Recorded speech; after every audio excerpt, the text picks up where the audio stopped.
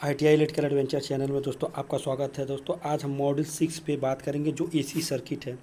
AC circuit कहा जाए तो इलेक्ट्रीशियन ट्रेड का रीढ़ की हड्डी कहा जाता है, जिसको AC सर्किट के सभी कैलकुलेशन और थ्योरी अच्छे से पता है तो वो कहीं भी अपना प्रदर्शन बहुत अच्छा परफॉर्मेंस अच्छा दिखा सकता है। ठीक है, तो AC थ्योरी में AC सर्किट और पॉलीफेज ये बहुत मोस्ट इम्पोर्टेंट है। और ट्रांसफार्मर देखिए, इस चैप्टर में बहुत सारे से इस PDF में और इस AC सर्किट में बहुत सारे से न्यूमेरिकल दिए गए हैं। कोशिश करेंगे वीडियो लंबा ना हो, छोटा ही वीडियो हो, लेकिन सभी न्यूमेरिकल आपको समझाते चलें। अगर आपको जैसे असुविधा हो रही है न्यूमेरिकल ज़्यादा देखने में, तो आप वीडियो को फास्ट करके आप आसानी से देख सकते हैं। ठीक है, न्यूमेरिकल का लेकिन हम सलूशन कराएंगे। अगर आप लोगों को अच्छा लगे तो अपनी सुझाव और राय ज़रूर दीजिएगा, और चैनल अच्छा लगे तो सब्सक्राइब और लाइक ज़रूर कीजिएगा। ठीक है, पहला इन्होंने दे रखा, पहला तो इन्होंने दे रखा नॉर्मल से क्वेश्चन दिया, what is the unit of susceptance, यानी सस्पेंटेंस की इकाई क्या है। तो कहा जाए तो सस्पेंटेंस की जो इकाई जो होती है, यानी एक प्रकार की क्या होती है, सस्पेंटेंस क्या होती है, चालकता होती है। ठीक है, तो एक प्रकार क्या होती है, चालकता। चालकता की इकाई क्या है, मोह है। ठीक है, आगे चलते हैं। दूसरा भी इन्होंने क्वेश्चन दिया है, what is the resistance of the inductive coil taken current 5 ampere and across 220 volt 50 volt. ये अगर देखा जाए तो इसका जो देखिए, अगर आप डायरेक्टली निकालेंगे तो 48 आएगा, जो आपका गलत होगा। अगर सब निकालेंगे तो आपका ऑप्शन नंबर बी होगा, 42.5 होगा। ठीक है, 42.5 होगा। ठीक है, आगे चलते हैं। तीसरा है कि how the reason frequency can be increase in the AC circuit, यानी फ्रिक्वेंसी को बढ़ाया जा सकता है तो क्या होगा। फ्रिक्वेंसी जब बढ़ाएंगे तो आपको क्या होगा, तो इंक्रीज द प्रेरक में वृद्धि होगी, कि reduce the capacitor value, increase the capacitance value में मान में वृद्धि, या प्रतिरोध के मान में वृद्धि। जब ये जैसे ये आपकी क्या होती है, बढ़ाने के लिए हम लोग किसका कर सकते हैं, संधारित्र का मान क्या में क्या करेंगे, हम कमी करेंगे। ठीक है, जैसे जैसे संधारित्र का मान कम करते जाएंगे, हमारा कैपेसिटी, हमारा जो फ्रिक्वेंसी है वो बढ़ता जाएगा।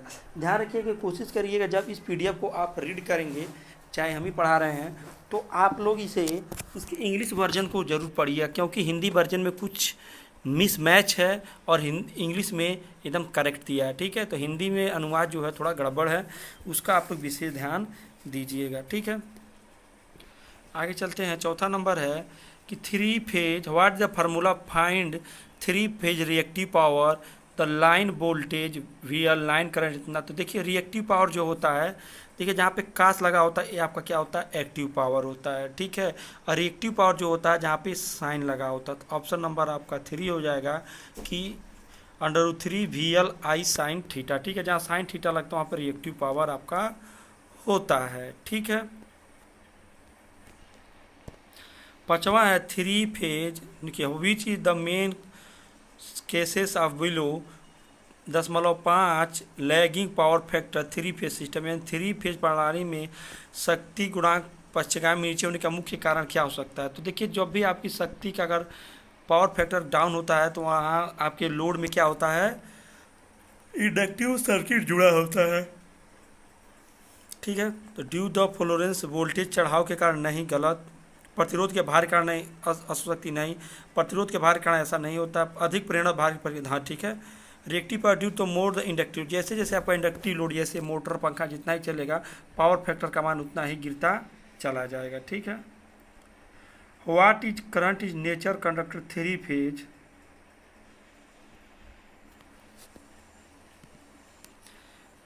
इसने पूछा है कि स्टार संयोजित सिस्टम में 3 फेज में अगर अनबैलेंस लोड है तो आपके न्यूट्रल में कितना करंट होगा। ठीक है, तो न्यूट्रल में जो देखिए, जब बैलेंस सर्किट होता है उसमें कोई धारा नहीं बहती, जब बैलेंस होता है।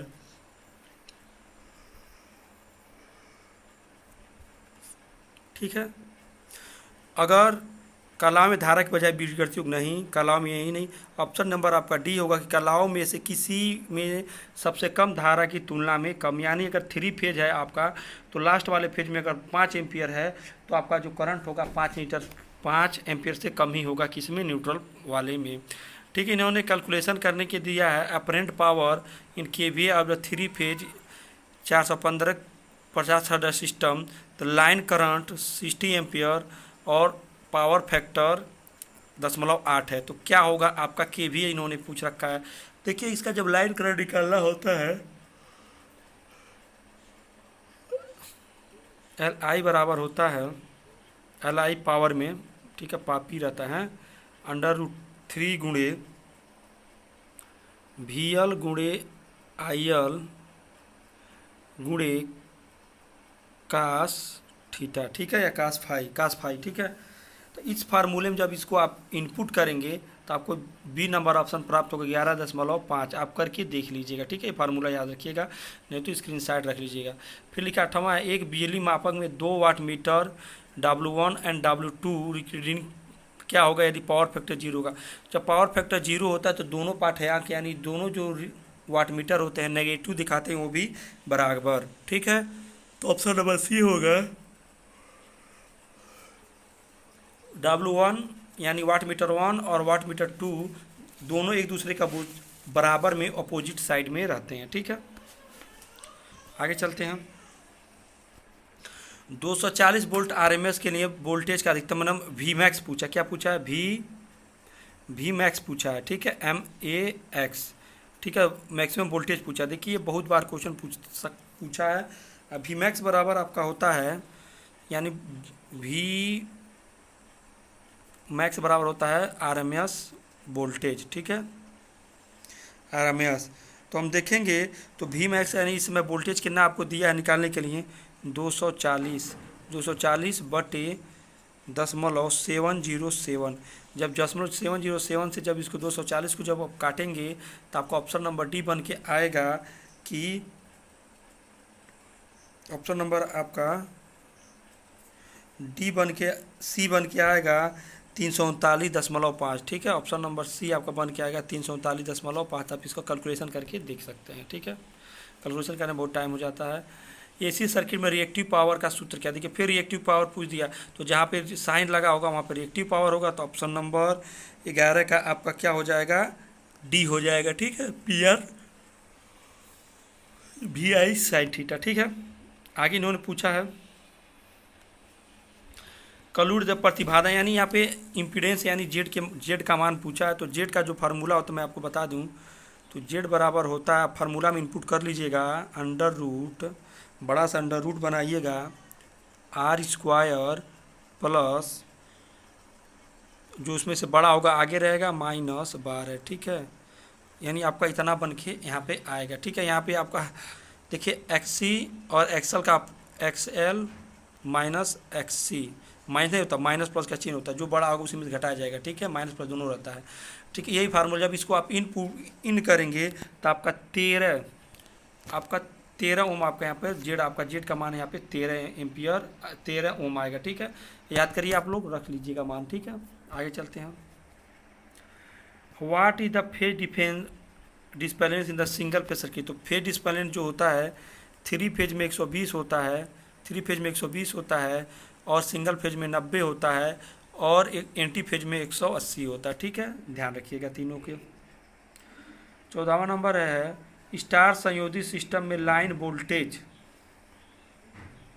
तथा फेज वोल्टेज में संबंध, लाइन वोल्टेज और फेज वोल्टेज में संबंध, तो अंडर लाइन वोल्टेज बराबर √3 VP होता है, ठीक है, फेज वोल्टेज। अगर डेल्टा में बात करता है, डेल्टा में जो लाइन वोल्टेज और फेज वोल्टेज क्या होता है, एक दूसरे के दोनों बराबर होते हैं, ठीक है।